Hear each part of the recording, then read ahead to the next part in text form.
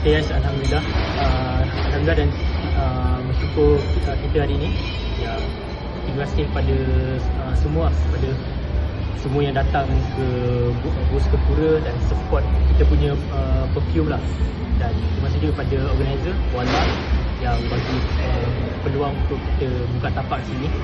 Dan terima kasih juga kepada tim Kepura. Terima kasih kepada Acai dan Utok, sebab kalau diorang tak ada, memang susah nak pergilah.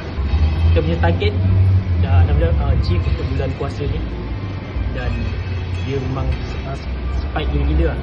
Sampai kan yang selembut awal ni pun dah habis stok dah tak ada stok lah selembut awal.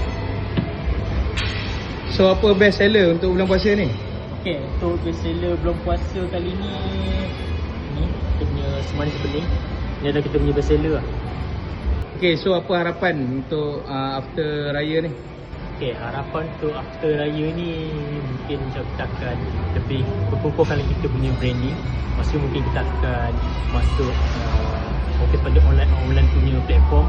Dan kita sekarang ada online platform tapi tak aktif, sebab kita perlukan expansion untuk team lah. Maksudnya kita ada team yang handle untuk online, dan pada masa sama kita akan join lebih banyak event lah. Right. Okay guys, kalau korang nak try perfume Kepura, korang boleh datang dekat SSC 15. Kita sesi berada kat sini. Dan kalau korang yang berjaya, korang boleh beli dan follow account Kepura.